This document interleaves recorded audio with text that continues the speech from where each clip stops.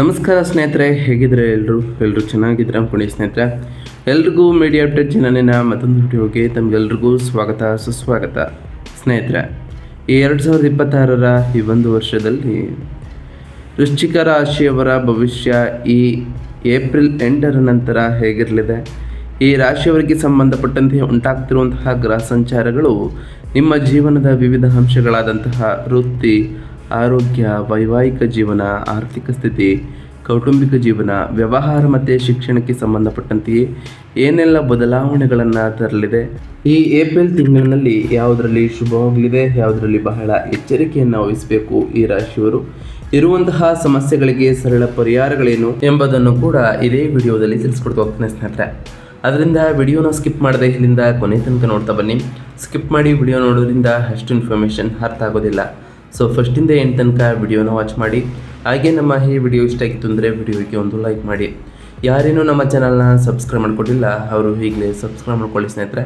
Subscribe ಮಾಡಿಕೊಂಡು ಪ್ರತಿನಿತ್ಯ video watch ಮಾಡ್ತಿರೋರಿಗೆ ಥ್ಯಾಂಕ್ ಯು ಸೋ ಮಚ್ ಅಂತ ಹೇಳ್ತಾ, ಇನ್ನು ತಡ ಮಾಡೋದು ಬೇಡ ಸ್ನೇಹಿತರೆ.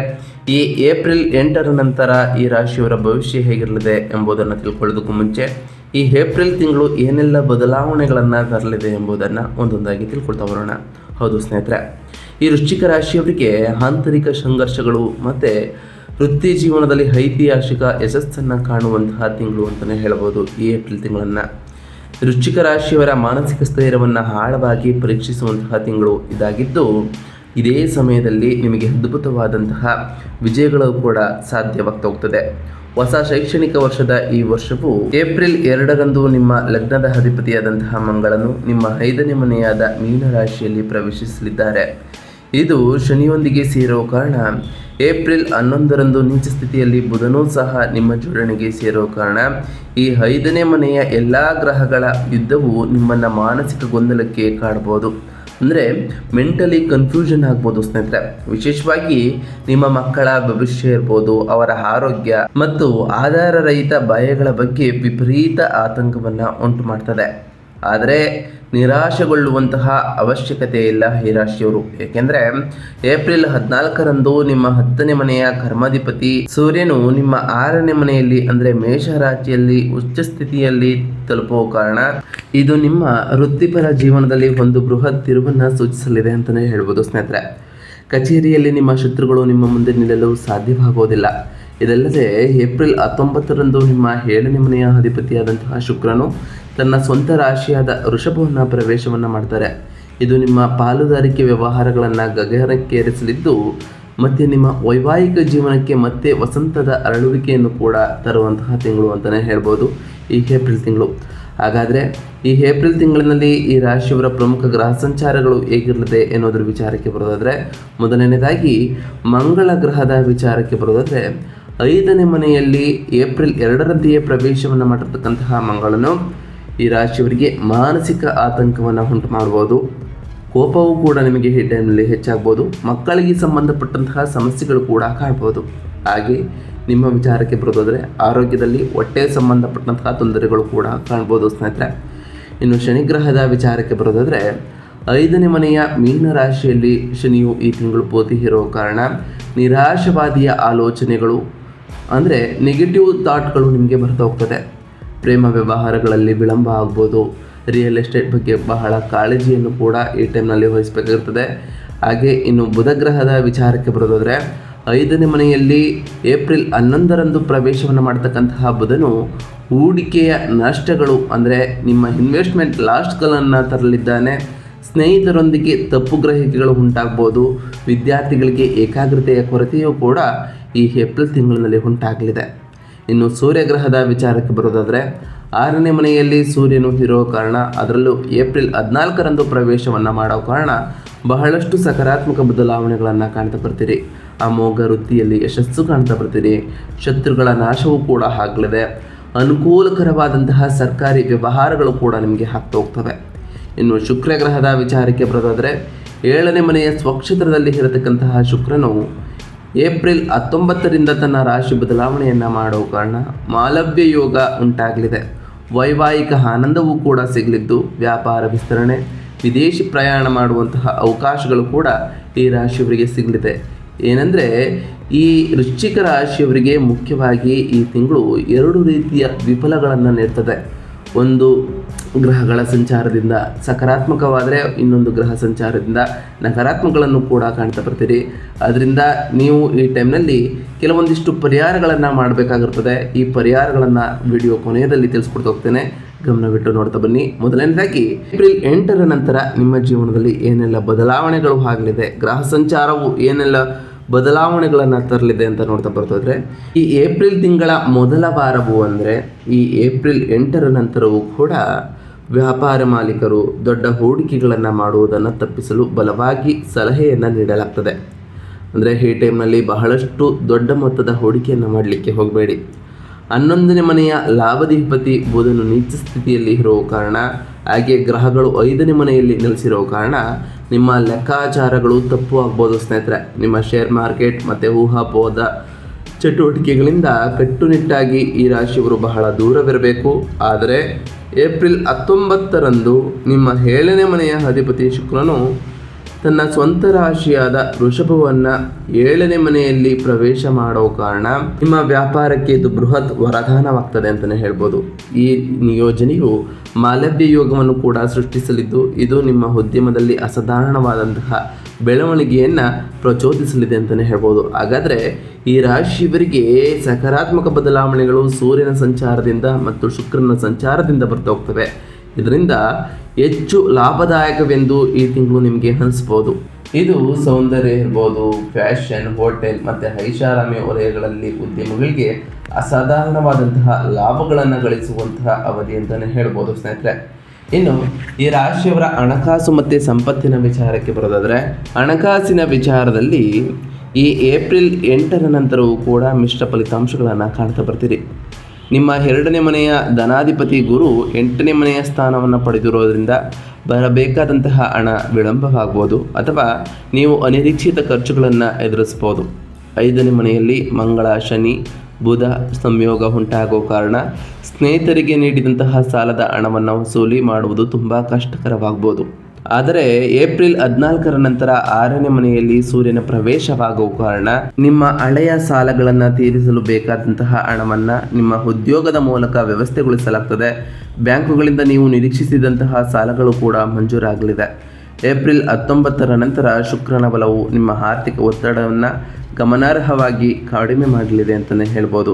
ಇನ್ನು ಈ ರಾಶಿಯವರ ಆರೋಗ್ಯ ಮತ್ತು ಬೇಗಕ್ಷೇಮದ ವಿಚಾರಕ್ಕೆ ಬರೋದಾದರೆ, ನಿಮ್ಮ ಲಗ್ನದ ಅಧಿಪತಿ ಮಂಗಳನು ಜಲತತ್ವದ ರಾಶಿಯಾದ ಮೀನರಾಶಿಯಲ್ಲಿ ಅಂದರೆ ಶನಿಯೊಂದಿಗೆ ಸೇರಿರೋ ಕಾರಣ ಈ ಸಂಯೋಜನೆಯು ನಿಮ್ಮ ಜೀರ್ಣಕಾರಿ ಸಮಸ್ಯೆಗಳು, ಗ್ಯಾಸ್ಟ್ರಿಕ್ ತೊಂದರೆಗಳು ಅಥವಾ ಹೊಟ್ಟೆ ನೋವುಗಳಿಗೆ ಸಂಬಂಧಪಟ್ಟಂತಹ ತೊಂದರೆಗಳನ್ನು ನೀಡಲಿದೆ. ಮಾನಸಿಕ ಶಾಂತಿಯ ಕೊರತೆಯೂ ಕೂಡ ಇರಲಿದ್ದು, ಸಣ್ಣ ಪುಟ್ಟ ವಿಷಯಗಳಿಗೂ ನೀವು ಅಟ್ಟದ ಕೋಪ ಮತ್ತು ಕಿರಿಕಿರಿಯನ್ನು ಈ ತಿಂಗಳಿನಲ್ಲಿ ಅನುಭವಿಸ್ತೀರಿ ಅಂತಲೇ ಹೇಳ್ಬೋದು. ಆದರೆ ಈ ಏಪ್ರಿಲ್ 14ರ ನಂತರ ಸೂರ್ಯನು ತನ್ನ ರಾಶಿ ಬದಲಾವಣೆಯನ್ನು ಮಾಡೋ ಕಾರಣ ಸಾಕಷ್ಟು ಬದಲಾವಣೆಗಳನ್ನು ಕಾಣ್ತಾ ಬರ್ತೀರಿ. ದೀರ್ಘಕಾಲದ ಕಾಯಿಲೆಗಳಿಂದ ಪರಿಹಾರವೂ ಕೂಡ ಸಿಕ್ತು ಹೋಗ್ತದೆ. ಸೂರ್ಯನ ತೀವ್ರವಾದಂತಹ ಶಾಖವು ನಿಮ್ಮ ದೇಹದಲ್ಲಿ ಉಷ್ಣಾಂಶವನ್ನು ಅಂದರೆ ಪಿತ್ತವನ್ನು ಹೆಚ್ಚಿಸಲಿದ್ದು, ಸಾಕಷ್ಟು ನೀರು ಕುಡಿಯುವುದು ಉತ್ತಮ. ಇಲ್ಲಾಂದರೆ ಡಿಹೈಡ್ರೇಷನ್ ಉಂಟಾಗ್ತದೆ. ಹೈಡ್ರೇಟಿಂಗ್ ಆಹಾರಗಳನ್ನು ಸೇವಿಸುವುದು ಅತ್ಯಂತ ಅವಶ್ಯಕವಾಗಿರಲಿದ್ದು, ನಿಮ್ಮ ದೈನಂದಿನ ಜೀವನದಲ್ಲಿ ವ್ಯಾಯಾಮ ಮತ್ತು ಧ್ಯಾನವನ್ನು ಕಡ್ಡಾಯಗೊಳಿಸಿ. ಇದು ನಿಮ್ಮ ದೈಹಿಕ ಶಕ್ತಿ ಮತ್ತು ಮಾನಸಿಕ ಶಕ್ತಿಯನ್ನು ವೃದ್ಧಿ ಮಾಡಲಿದೆ ಅಂತಲೇ ಹೇಳ್ಬೋದು. ಇನ್ನು ಕುಟುಂಬ ಮತ್ತು ವೈಯಕ್ತಿಕ ಸಂಬಂಧಗಳ ವಿಚಾರಕ್ಕೆ ಬರೋದಾದರೆ, ಕೌಟುಂಬಿಕ ಜೀವನದಲ್ಲಿ ನಿಮ್ಮ ಪ್ರಾಥಮಿಕ ಆಲೋಚನೆಗಳು ನಿಮ್ಮ ಮಕ್ಕಳ ಸುತ್ತುವ ತಿಂಗಳು ಅಂತಲೇ ಹೇಳ್ಬೋದು. ಆದರೆ ಈ ರಾಶಿಯವರಿಗೆ ನಿಮ್ಮ 5ನೇ ಮನೆಯ ಮೇಲಿನ ಗ್ರಹಗಳ ಸಂಚಾರವು ಭಾರಿ ಪ್ರಭಾವದಿಂದಾಗಿ ನಿಮ್ಮ ಮಕ್ಕಳ ಶಿಕ್ಷಣ, ಆರೋಗ್ಯ ಅಥವಾ ಅವರ ಹಠಮಾರಿ ವರ್ತನೆ ನಿಮಗೆ ತೀವ್ರವಾದಂತಹ ಆತಂಕವನ್ನು ಕೂಡ ಉಂಟು ಮಾಡ್ಬೋದು. ನೀವು ಅವರನ್ನು ಅತ್ಯಂತ ತಾಳ್ಮೆಯಿಂದ ಈ ಟೈಮ್ನಲ್ಲಿ ನಿಭಾಯಿಸಬೇಕಾಗಿರಲಿದೆ. ವೈವಾಹಿಕ ಜೀವನಕ್ಕೆ ಸಂಬಂಧಪಟ್ಟಂತೆಯೇ ಏಪ್ರಿಲ್ 19ರವರೆಗೆ ನಿಮ್ಮ ಸಂಗಾತಿಯೊಂದಿಗೆ ಸಣ್ಣ ಪುಟ್ಟ ವಾದಗಳು ಬರ್ಬೋದು. ಏಪ್ರಿಲ್ 19ರಂದು 7ನೇ ಮನೆಯ ಅಧಿಪತಿ ಶುಕ್ರನು ತನ್ನ ಸ್ವಂತ ರಾಶಿಯನ್ನು ಪ್ರವೇಶಿಸುವುದು ಅದ್ಭುತವಾದಂತಹ ಸುದ್ದಿಯಾಗಿರಲಿದೆ ಈ ರಾಶಿಯವರಿಗೆ. ಇದರಿಂದ ಗಂಡ ಮತ್ತು ಹೆಂಡತಿಯ ನಡುವೆ ಪ್ರೀತಿ ಮತ್ತು ವಾತ್ಸಲ್ಯವು 2 ಪಟ್ಟು ಹೆಚ್ಚಾಗ್ತಾ ಹೋಗ್ತದೆ. ನೀವಿಬ್ಬರು ಒಟ್ಟಿಗೆ ಐಷಾರಾಮಿ ವೆಕೇಷನ್ಗಳನ್ನು ಕಲಿಬೋದು. ಶಾಪಿಂಗ್, ಪ್ರವಾಸಗಳಿಗೂ ಕೂಡ ಹೋಗ್ಬೋದು. ಅವಿವಾಹಿತರಿಗೆ ಅತ್ಯುತ್ತಮವಾದಂತಹ ವಿವಾಹ ಸಂಬಂಧಗಳು ಕೂಡ ಅಂತಿಮಗೊಳ್ತಾ ಹೋಗ್ತವೆ ಅಂತಲೇ ಹೇಳ್ಬೋದು ಸ್ನೇಹಿತರೆ. ಇನ್ನು ಈ ರಾಶಿಯವರ ಶಿಕ್ಷಣ ಮತ್ತು ವಿದ್ಯಾರ್ಥಿಗಳ ವಿಚಾರಕ್ಕೆ ಬರೋದಾದರೆ, ವಿದ್ಯಾರ್ಥಿಗಳಿಗೆ ಈ ಏಪ್ರಿಲ್ 8ರ ನಂತರ ಅತ್ಯಂತ ಕಷ್ಟಕರ ಅವಧಿ ಅಂತಲೇ ಹೇಳ್ಬೋದು. ಶಿಕ್ಷಣದ 5ನೇ ಮನೆಯು ತೀವ್ರವಾದಂತಹ ಗ್ರಹಗಳಿಂದ ಆವೃತ್ತವಾಗಿರುವ ಕಾರಣ ಮತ್ತು ಶಿಕ್ಷಣದ ಕಾರಕನಾದಂತಹ ಬುಧನು ನೀಚ ಸ್ಥಿತಿಯಲ್ಲಿ ಇರುವ ಕಾರಣ ಅಧ್ಯಯನದಲ್ಲಿ ಏಕಾಗ್ರತೆ ಸಂಪೂರ್ಣವಾಗಿ ಈ ರಾಶಿಯವರಿಗೆ ಇರೋದಿಲ್ಲ ಮತ್ತು ಕೆಟ್ಟ ಅಭ್ಯಾಸಗಳಿಗೆ ಬಲಿಯಾಗುವಂತಹ ಅಪಾಯವೂ ಕೂಡ ಇರಲಿದೆ. ಆದರೆ ಇದೇ ಟೈಮ್ನಲ್ಲಿ ಸೂರ್ಯನ ಸಂಚಾರವು ಏಪ್ರಿಲ್ 14ರಂದು ಉಂಟಾಗುವ ಕಾರಣ 6ನೇ ಮನೆಯಲ್ಲಿರುವಂತಹ ಸೂರ್ಯನ ಪ್ರಬಲ ಶಕ್ತಿಯಿಂದಾಗಿ ವೈದ್ಯಕೀಯ, ಇಂಜಿನಿಯರಿಂಗ್ ಅಥವಾ ಸರ್ಕಾರಿ ವಲಯಗಳಲ್ಲಿ ಸ್ಪರ್ಧಾತ್ಮಕ ಪರೀಕ್ಷೆಗಳಿಗೆ ತಯಾರಿ ನಡೆಸುವಂತಹ ವಿದ್ಯಾರ್ಥಿಗಳಿಗೆ ತಮ್ಮ ಪ್ರಯತ್ನಗಳನ್ನು ಮೀರಿದ ಅದ್ಭುತವಾದಂತಹ ರ್ಯಾಂಕ್ಗಳನ್ನು ಕಾಣ್ತಾ ಬರ್ತೀರಿ, ವಿಜಯಗಳನ್ನು ಸಾಧಿಸ್ತಾ ಹೋಗ್ತೀರಿ. ಆದರೆ ಈ ಮೊದಲೇ ತಿಳಿಸಿದಂತೆ ಈ ಮೊದಲ ವಾರ ಮತ್ತು 2ನೇ ವಾರದಲ್ಲಿ ಸಾಕಷ್ಟು ಬದಲಾವಣೆಗಳು ಉಂಟಾಗುವ ಕಾರಣ ಈ ಮೊದಲ ವಾರದಲ್ಲಿ ಬಹಳ ಎಚ್ಚರಿಕೆ ಅವಶ್ಯಕತೆ ಇರಲಿದೆ ಅಂತಲೇ ಹೇಳ್ಬೋದು ಸ್ನೇಹಿತರೆ. ಇನ್ನು ಈ ರಾಶಿಯವರ ಕೆರಿಯರ್ ವಿಚಾರದ ಬಗ್ಗೆ ಬರೆದೋದ್ರೆ, ಏಪ್ರಿಲ್ ತಿಂಗಳು ಉದ್ಯೋಗಸ್ಥ ವೃತ್ತಿಪರರಿಗೆ ಅದ್ಭುತವಾದಂತಹ ಅವಕಾಶಗಳನ್ನು ತರ್ತದೆ. ಅದರಲ್ಲೂ ಈ ಏಪ್ರಿಲ್ 14ರಂದು ನಿಮ್ಮ 10ನೇ ಮನೆಯ ಅಧಿಪತಿ ನಿಮ್ಮ 6ನೇ ಮನೆಯಲ್ಲಿ ಉಚ್ಚ ಸ್ಥಿತಿಯನ್ನು ತಲುಪುವ ಕಾರಣ, ಜ್ಯೋತಿಷ್ಯ ತತ್ವದ ಪ್ರಕಾರ ಗ್ರಹಗಳ ಸ್ಥಾನವು ಉಚ್ಚ ಸ್ಥಾನದಲ್ಲಿ ಇರುವ ಕಾರಣ ಅಸಾಧಾರಣವಾಗಿ ಶತ್ರು ಜಯವನ್ನು ನಿಮಗೆ ನೀಡಲಿದೆ. ಹಿಂದೆ ಅಸ್ತಿತ್ವದಲ್ಲಿದ್ದಂತಹ ಯಾವುದೇ ಆಫೀಸ್ ಪಾಲಿಟಿಕ್ಸ್ ಇರ್ಬೋದು ಅಥವಾ ಪಿತೂರಿಗಳು ಸಂಪೂರ್ಣವಾಗಿ ನಾಶವಾಗಲಿದೆ. ನಿಮ್ಮ ಮೇಲಾಧಿಕಾರಿಗಳು ನಿಮ್ಮ ಕಾರ್ಯಕ್ಷಮತೆಯಿಂದ ಮಂತ್ರಮುಗ್ಧರಾಗ್ತಾರೆ. ನಿಮಗೆ ಬಡ್ತಿಯೂ ಕೂಡ ಹಾಗೆ ಇಂಕ್ರಿಮೆಂಟ್ ಕೂಡ ಸಿಗಲಿದೆ ಅಂತಲೇ ಹೇಳ್ಬೋದು ಸ್ನೇಹಿತರೆ. ಹಾಗೆ ಈ ರಾಶಿಯವರು 5ನೇ ಮನೆಯಲ್ಲಿ ಮಂಗಳನ ದೃಷ್ಟಿಯಿಂದಾಗಿ ನಿಮ್ಮ ಆಲೋಚನೆಗಳು ಬಹಳ ವೇಗವಾಗಿ ಚಲಿಸಲಿದೆ. ಅವುಗಳನ್ನು ಕಾರ್ಯಗತಗೊಳಿಸುವಾಗ ನಿಮ್ಮ ಸಹೋದ್ಯೋಗಿಗಳನ್ನು ನಿಮ್ಮೊಂದಿಗೆ ವಿಶ್ವಾಸಕ್ಕೆ ತೆಗೆದುಕೊಂಡು ಹೋಗುವುದು ಬಹಳ ಮುಖ್ಯ ಅಂತಲೇ ಹೇಳ್ಬೋದು. ಒಟ್ಟಾರೆಯಾಗಿ ಈ ಏಪ್ರಿಲ್ 8ರ ನಂತರವೂ ಕೂಡ ಸಾಕಷ್ಟು ಬದಲಾವಣೆಗಳು ಆಗಲಿದೆ. ಹಾಗಾದರೆ ಈ ರಾಶಿಯವರು ಮಾಡಬೇಕಾಗಿರುವಂತಹ ಸರಳ ಪರಿಹಾರಗಳೇನು?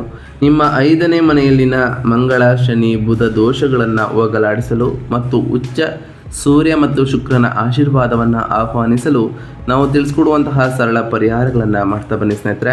ಮೊದಲನೇದಾಗಿ 8ನೇ ಮನೆಯಲ್ಲಿರತಕ್ಕಂತಹ ಗುರು ಮತ್ತು ನೀಚ ಸ್ಥಾನದಲ್ಲಿ ಇರತಕ್ಕಂತಹ ಬುಧನಿಗೆ ಉಂಟಾಗುವಂತಹ ಶೈಕ್ಷಣಿಕ ಮತ್ತು ಆರ್ಥಿಕ ಅಡೆತಡೆಗಳನ್ನು ನಿವಾರಿಸಲು ಪ್ರತಿ ಗುರುವಾರದಂದು ಓಂ ಗುರುಭ್ಯೋ ನಮಃ ಎಂಬ ಮಂತ್ರವನ್ನು ಜಪಿಸಿ ದತ್ತಾತ್ರೇಯ ಅಥವಾ ದಕ್ಷಿಣ ಮೂರ್ತಿಯನ್ನು ಪೂಜಿಸಿ ಸ್ನೇಹಿತರೆ. ಹಾಗೆ ಮಾನಸಿಕ ಒತ್ತಡವನ್ನು ಕಡಿಮೆ ಮಾಡಲು ಪ್ರತಿ ಶನಿವಾರದಂದು ದೃಷ್ಟಿಹೀನರಿಗೆ ದಾನವನ್ನು ಮಾಡಿ, ವೃದ್ಧರಿಗೆ ಆಹಾರವನ್ನು ದಾನ ಮಾಡಿ ಸ್ನೇಹಿತರೆ. ಇದು ಶನಿ ದೋಷವನ್ನು ತಟಸ್ಥಗೊಳಿಸಲಿದೆ ಅಂತಲೇ ಹೇಳ್ಬೋದು.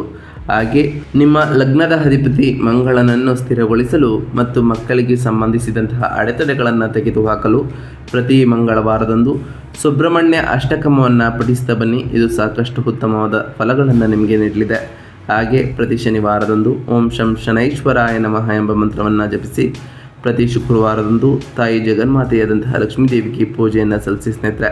ನಾವು ತಿಳಿಸ್ಕೊಟ್ಟಿರುವಂತಹ ಎಲ್ಲ ಸರಳ ಪರಿಹಾರಗಳನ್ನು ಈ ರಾಶಿಯವರು ಮಾಡ್ತಾ ಬಂದರೆ ಸಾಕಷ್ಟು ಉತ್ತಮವಾದಂತಹ ಫಲಗಳನ್ನು ಕಾಣ್ತಾ ಬರ್ತೀರಿ. ನೀವು ಅಂದುಕೊಂಡಿರುವಂತಹ ಕಾರ್ಯಗಳು ಕೂಡ ಯಾವುದೇ ಅಡೆತಡೆ ಇಲ್ಲದೆ ನೆರವೇರ್ತಾ ಬರ್ತದೆ ಸ್ನೇಹಿತರೆ. ಇದಾಗಿತ್ತು ಇವತ್ತಿನ ಒಂದು ವಿಡಿಯೋ ಸ್ನೇಹಿತರೆ. ವಿಡಿಯೋ ಇಷ್ಟ ಆಗಿತ್ತು ಅಂದರೆ ವಿಡಿಯೋಗೆ ಒಂದು ಲೈಕ್ ಮಾಡಿ. ಯಾರೇನೂ ನಮ್ಮ ಚಾನಲ್ನ ಸಬ್ಸ್ಕ್ರೈಬ್ ಮಾಡ್ಕೊಂಡಿಲ್ಲ ಅವರು ಈಗಲೇ ಸಬ್ಸ್ಕ್ರೈಬ್ ಮಾಡ್ಕೊಳ್ಳಿ. ಸಬ್ಸ್ಕ್ರೈಬ್ ಮಾಡಿಕೊಂಡು ಪ್ರತಿನಿತ್ಯ ವಿಡಿಯೋ ವಾಚ್ ಮಾಡ್ತಿರೋರಿಗೆ ಥ್ಯಾಂಕ್ ಯು ಸೊ ಮಚ್ ಅಂತ ಹೇಳ್ತಾ, ಹಾಗೆ ಕಮೆಂಟ್ನಲ್ಲಿ ಓಂ ಶನೈಶ್ವರಾಯ ನಮಃ, ಓಂ ಗುರುಭ್ಯೋ ನಮಃ, ಓಂ ಲಕ್ಷ್ಮೀನಾರಾಯಣಾಯ ನಮಃ, ಓಂ ಸುಬ್ರಹ್ಮಣ್ಯಾಯ ನಮಃ ಎಂದು ಕಮೆಂಟ್ ಮಾಡಿ ಸ್ನೇಹಿತರೆ. ಶನಿ ದೇವರು, ಮಂಗಳ ದೇವ, ಗುರುದೇವ, ಲಕ್ಷ್ಮೀನಾರಾಯಣ, ಸುಬ್ರಹ್ಮಣ್ಯ ಸ್ವಾಮಿ ನಿಮಗೆ ಆಯುಷ್ಯ ಆರೋಗ್ಯ ಸಮೃದ್ಧಿಗಳನ್ನು ಕೊಟ್ಟು ಕಾಪಾಡಲಿ. ನೀವು ಅಂದುಕೊಂಡಿರುವಂತಹ ಕಾರ್ಯಗಳು ಯಾವುದೇ ಅಡೆತಡೆ ಇಲ್ಲದೆ ನೆರವೇರಲಿ. ಅದೇ ಅವರಲ್ಲಿ ಕೇಳ್ಕೊಳ್ತಾ ಇವತ್ತಿನ ಒಂದು ವಿಡಿಯೋನ ಮುಗಿಸಿದ್ದೀನಿ ಸ್ನೇಹಿತರೆ. ಸಿಗ್ತೀನಿ ಮತ್ತೊಂದು ವಿಡಿಯೋದೊಂದಿಗೆ. Thank you for watching.